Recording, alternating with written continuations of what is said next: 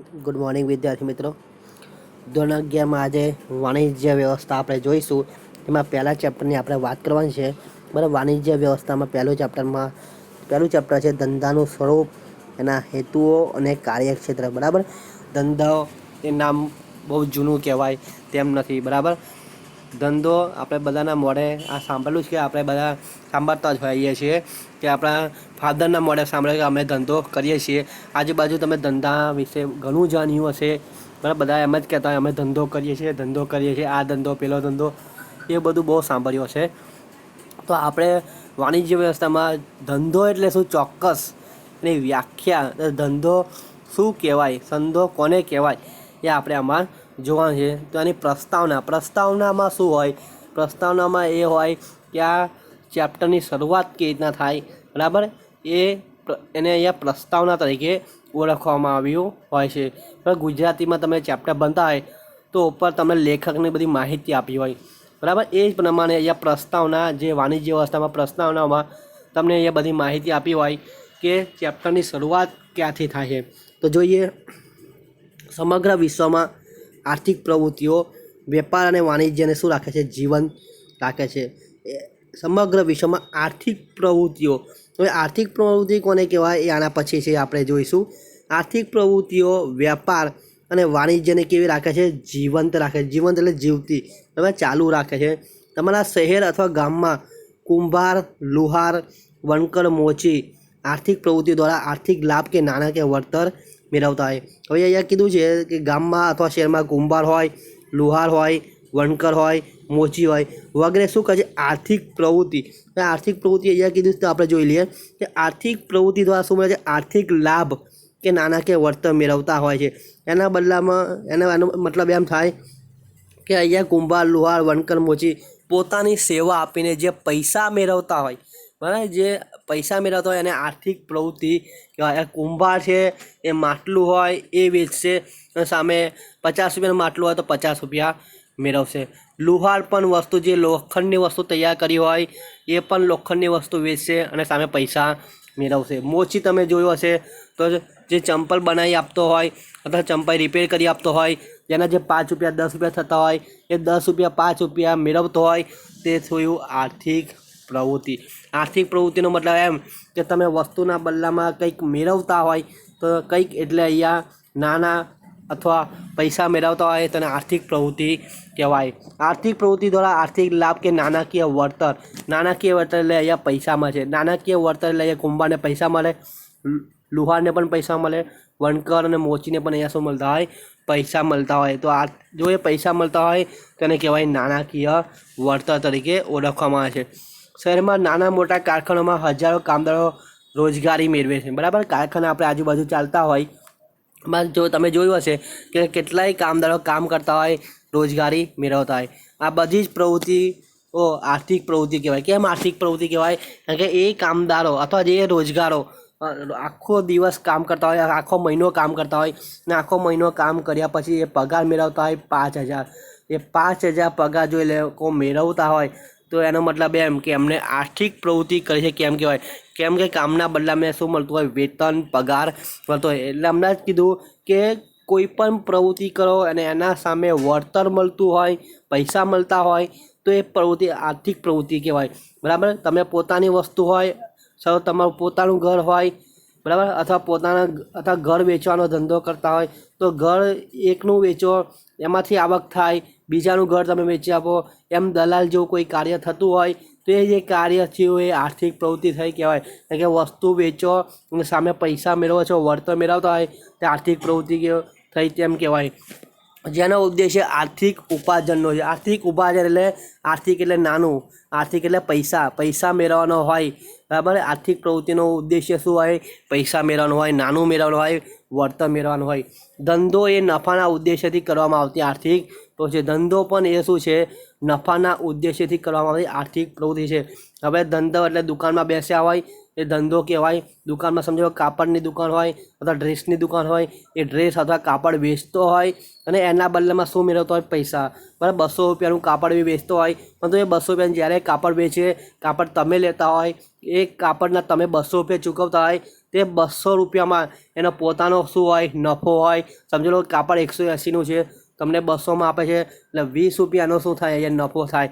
અને 20 રૂપિયાનો નફો થાય એનો મતલબ એમ કે 200નો તમે શું કર્યો, વ્યવહાર કર્યો. અને 200નો વ્યવહાર થાય તેનો મતલબ એમ કે એ શું થયું, આર્થિક પ્રવૃત્તિ. કારણ કે અહીંયા કાપડના બદલામાં એને શું મળે છે, વળતર મળે છે.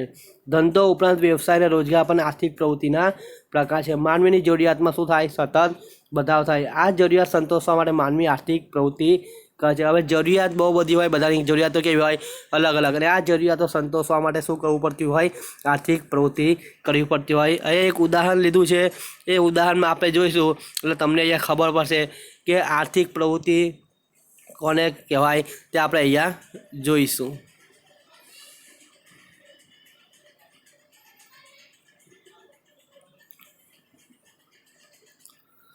જો એક ઉદાહરણ છે, ઉદાહરણ તરીકે ખેડૂત અનાજનું ઉત્પાદન કરે છે, બરાબર. ખેડૂત શું કરશે, અનાજનું ઉત્પાદન કરશે, અને ઉત્પાદન કર્યા બાદ પોતાના પાસે થોડું ઉત્પાદન રાખશે, ઘઉં પોતાના પાસે રાખશે, સમજી લઈએ. તો ઘઉં એ શું કરશે, વેચી દેશે, અને એના બદલામાં શું મેળવતો હોય, પૈસા મેળવતો હોય. હવે જોઈએ આગળ, અસીલવતી કેસ લડી વકીલ શું મેળવે છે, ફી મેળવે છે. હવે કોઈ એવો વ્યક્તિ હોય જેને આપણે કહીએ અસીલ, હવે એ અસીલનો કેસ કોણ લડી આપતો હોય, વકીલ.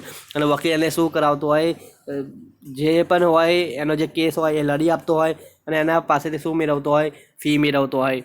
કામદાર કારખાનામાં કામ કરીને શું મેળવે છે, વેતન. કામદાર હોય એ કારખાનામાં કામ કરશે અને વેતન મેળવશે. આ બધી જ પ્રવૃત્તિઓ પાછળનો ઉદ્દેશ્ય શું હોય, નાણાકીય વળતર મેળવવાનો હોય, બરાબર. કોઈ પણ પ્રવૃત્તિ કરો એમાંથી વળતર મળતું હોય, બરાબર, તો એ બધી જ પ્રવૃત્તિને શું કહેવામાં છે, આર્થિક પ્રવૃત્તિ તરીકે ઓળખવામાં છે. શિક્ષક પણ સ્કૂલમાં ભણાવતો હોય, એના બદલામાં એને પગાર મળતો હોય, તો એ પણ શું કર્યું, આર્થિક પ્રવૃત્તિ. પરંતુ અહીંયા શું કરે છે, ધંધા નહીં, પરંતુ અહીંયા સેવા આપે છે.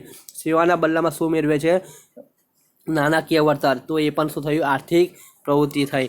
સમાજમાં અમુક વ્યક્તિઓ આર્થિક લાભ મેળવવા માટે નાણાકીય વળતર મેળવવાના હેતુથી જે પ્રવૃત્તિ કરે છે, સમાજમાં અમુક વ્યક્તિઓ એવા હોય છે જે આર્થિક લાભ અથવા નાણાકીય વળતર મેળવવાના હેતુ વગર પ્રવૃત્તિઓ કરે છે. કેટલીક પ્રવૃત્તિ એવી હોય છે અથવા કેટલાક સમાજના વ્યક્તિ એવા હોય છે કે એમનો મુખ્ય હેતુ આર્થિક લાભ એટલે પૈસા મેળવવાનો અથવા નાણાકીય વળતર મેળવવાનો હેતુ હોતો નથી.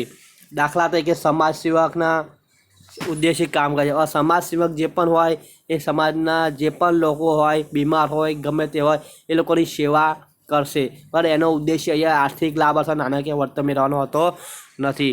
કોઈ ડૉક્ટર સમાજ સેવાના ઉદ્દેશ્યથી પ્રેરાઈને મફત તબીબી સેવા આપતો હોય તો તેને બિન આર્થિક પ્રવૃત્તિ કહેવાય, બરાબર. અહીંયા જે ડૉક્ટર છે એ શું કરશે, સમાજની સેવા માટે મફત ડૉક્ટરી સારવાર આપતો હોય, કેમ્પ લગાવતો હોય અને સારવાર કરતો હોય, તો એ પ્રવૃત્તિ કેવી કહેવાય, બિન આર્થિક. કેમ બિન આર્થિક કહેવાય, કે ડૉક્ટર સામેવાળા વ્યક્તિ પાસેથી કોઈ ફી લેતો નથી. અહીંયા કેવી સેવા આપે છે, મફત. અને જ્યાં મફત કામ થતું હોય, મફત સેવાઓ મળતી હોય, તો એ પ્રવૃત્તિને બિન આર્થિક પ્રવૃત્તિ કહેવાય.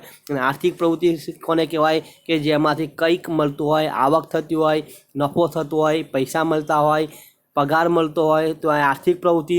અને જેમાંથી કંઈક ન મળતું હોય, બરાબર, તેને બિન આર્થિક પ્રવૃત્તિ કહેવાય. જે મફત થતી હોય એ બધી પ્રવૃત્તિ બિન આર્થિક પ્રવૃત્તિ થઈ તેમ કહેવાય. બિન આર્થિક પ્રવૃત્તિમાં આર્થિક લાભ, નાણાકીય વળતર અને આર્થિક ઉપાર્જનનો હોતો નથી. બિન આર્થિક પ્રવૃત્તિ થતી હોય તેમાં કોઈ આર્થિક લાભ થતો નથી, કોઈ પૈસા મળતા નથી, કોઈ નાણાકીય વળતર મળતું નથી, અથવા કોઈ આર્થિક ઉપાર્જન અને કોઈ નફો થતો નથી. એટલે આર્થિક પ્રવૃત્તિમાં નફો થાય ત્યારે બિન આર્થિક પ્રવૃત્તિમાં કોઈ અહીંયા નફો થતો નથી, કોઈ આવક મળતી નથી. તો આગળ આર્થિક પ્રવૃત્તિને અહીંયા અર્થ આપ્યો છે, તે અર્થ આપણે અહીંયા જોઈએ કે આર્થિક પ્રવૃત્તિ કોને કહેવાય. આર્થિક લાભ કે નાણાકીય વળતર મેળવવાના હેતુથી કરવામાં આવતી પ્રવૃત્તિ આર્થિક પ્રવૃત્તિ. આર્થિક લાભ, આર્થિક અર્થ એટલે કે પૈસા મેળવવાના, નાણાકીય વળતર મેળવવાના હેતુથી કરવામાં આવતી પ્રવૃત્તિ એટલે આર્થિક પ્રવૃત્તિ. તમે પણ દુકાનમાં જતા હોય તો વસ્તુ લેતા હોય, એના બદલામાં તમે પૈસા ચૂકવતા હોય, એ પૈસા એ દુકાનદાર માટે શું થયું, આર્થિક લાભ થયું અથવા નાણાકીય વળતર થયું તેમ કહેવાય. જીવન જીવવા માટે માનવી આર્થિક પ્રવૃત્તિ કરવી પડતી હોય છે.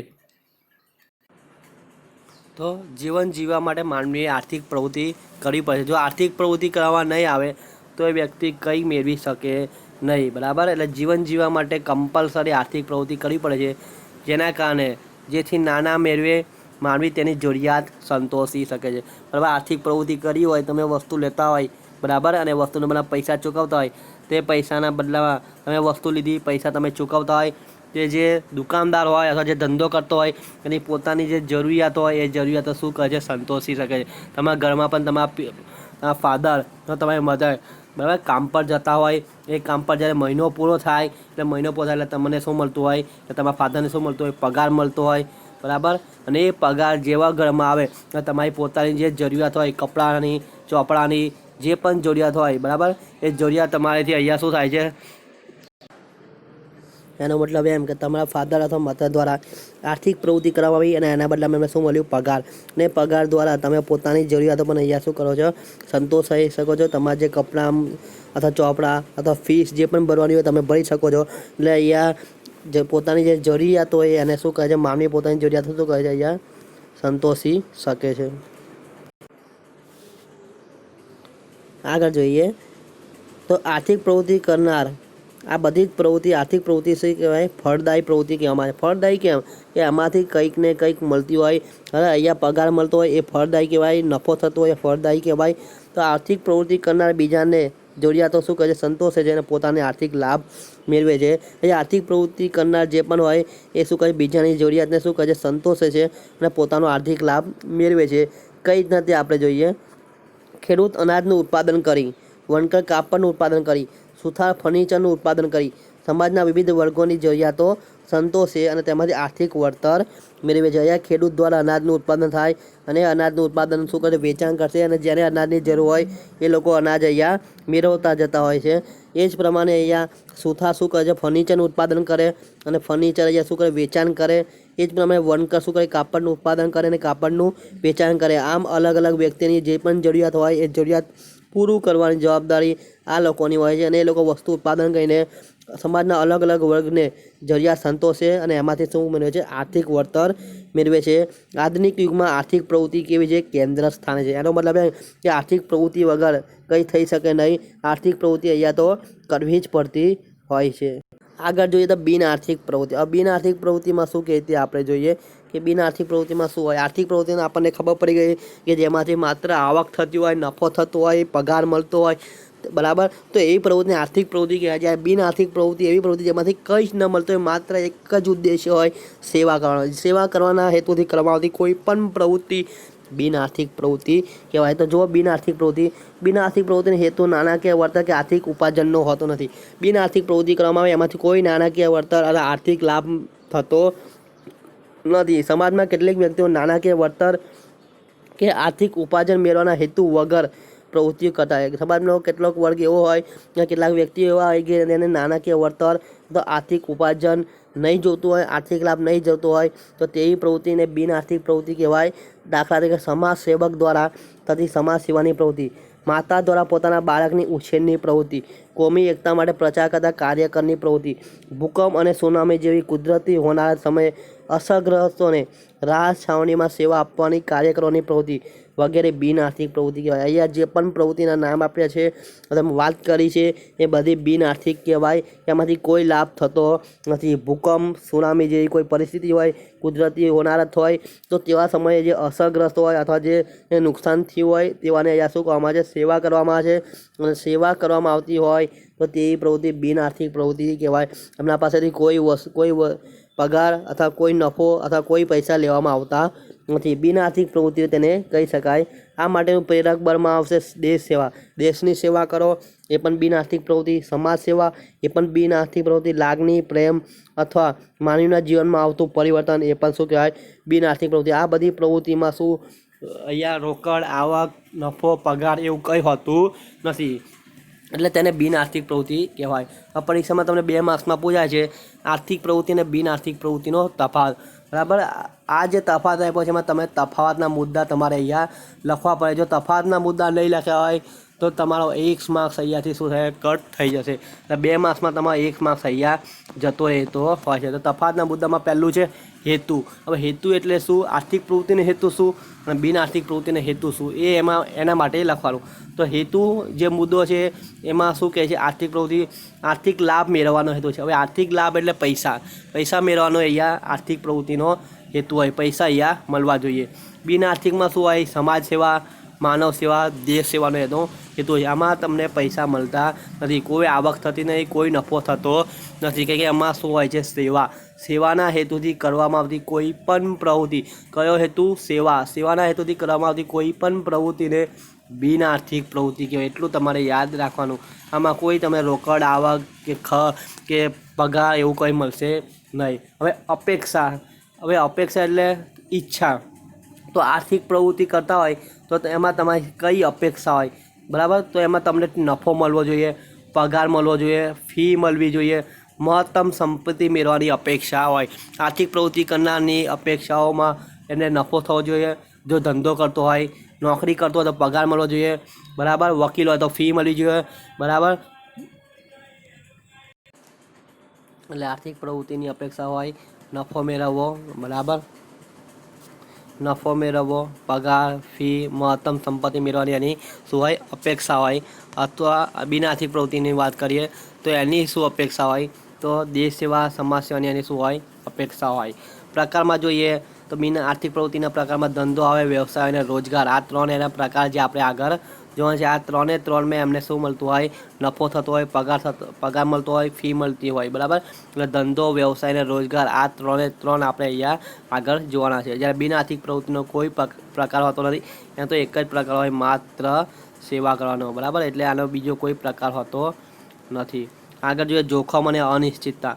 જોખમ અને અનિશ્ચિતતા રહેલા, કારણ કે આર્થિક પ્રવૃત્તિ કરીએ છીએ એમાં નફો થાય કે ન થાય, પગાર મળે કે નહીં મળે, ફી મળે કે નહીં મળે, એવું જોખમ રહેલું છે. અને કેવું છે? અનિશ્ચિત, બરાબર. કદાચ પગાર નહીં પણ મળે, કદાચ નફો નહીં પણ થાય, કદાચ ફી નહીં પણ મળે. એટલે આમાં જોખમ અને અનિશ્ચિતતા રહેલા છે. ત્યારે આમાં જોખમ અને અનિશ્ચિતતા રહેલા નથી, કારણ કે આમાં નફો, પગાર, ફી એવું કંઈ મેળવવાનું હોતું નથી. એમાં તો મુખ્ય એક જ ઉદ્દેશ્ય હોય, સેવા કરવાનો. અને સેવામાં કોઈ પગાર, કોઈ નફો, કોઈ ફી હોતી નથી. એટલામાં જોખમ અને અનિશ્ચિતતા હોતા નથી. એટલે જોખમ અને અનિશ્ચિતતા ક્યાં હોય?